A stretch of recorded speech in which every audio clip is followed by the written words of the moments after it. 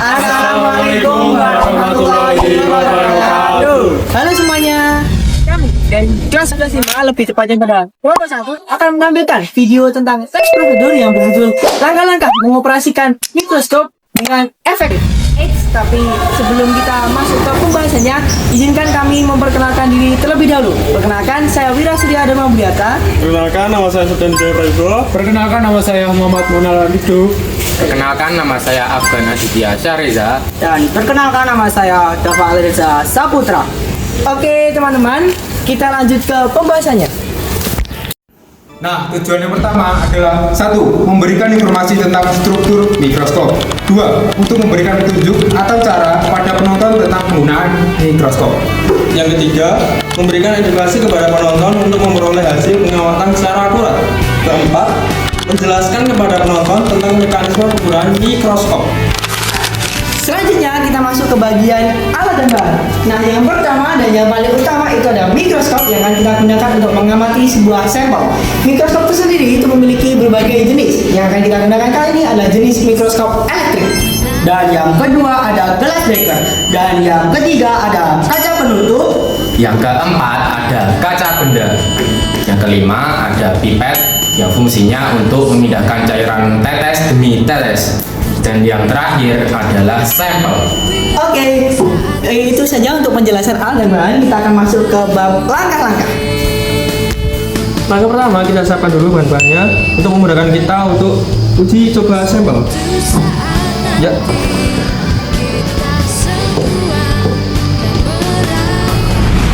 Lalu untuk nomor 2 kita isi air.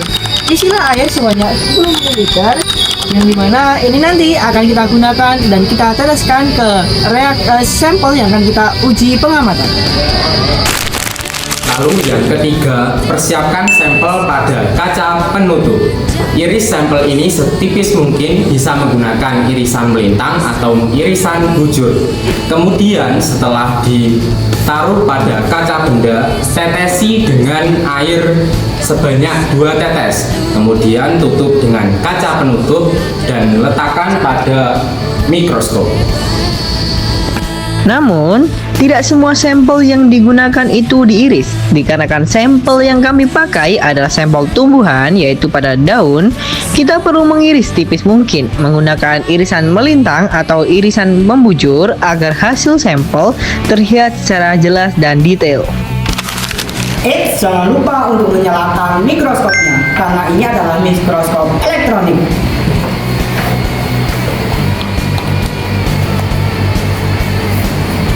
Selanjutnya, setelah mikroskop sudah dinyalakan, kita taruh sampel ini ke dalam penjepit kaca yang dimana ini memudahkan kita untuk menggunakan mikrometer untuk mengatur dari segi pengamatannya. Kemudian pastikan mikroskop dalam keadaan stabil dan rata. Atur fokus kasar dan halus hingga sampel terlihat jelas. Setelah itu, jika hasil sampel sudah terlihat jelas di mikroskop, segeralah foto menggunakan kamera handphone kalian. Atur pencahayaan dan fokus agar hasil foto lebih baik lagi, dan simpan foto tersebut untuk dokumentasi. Setelah semua alat dan bahan selesai digunakan, cuci alatnya terlebih dahulu dengan air mengalir sampai bersih. Jangan lupa keringkan menggunakan bahan yang mudah menyerap air seperti tisu. Setelah alat dicuci, bereskan semua peralatan dan taruh di tempat semula. Hati-hati saat membawa peralatan karena mudah pecah. Pegang mikroskop dengan kedua tangan, satu tangan pada lengan mikroskop dan tangan lainnya menyangga bagian bawah mikroskop. Pastikan mikroskop dalam posisi tegak dan stabil saat dipindahkan.